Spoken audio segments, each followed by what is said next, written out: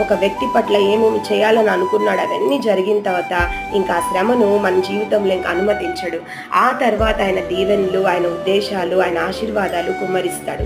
కాబట్టి ఎంత అవసరమో అంతవరకే దేవుడు ఆ శ్రమ అయినా శోధన మన జీవితంలో అనుమతిస్తాడనమాట. యోబు కూడా అలాగే జరిగింది. సాతానికి కొంతవరకే దేవుడు అధికారం ఇచ్చాడు.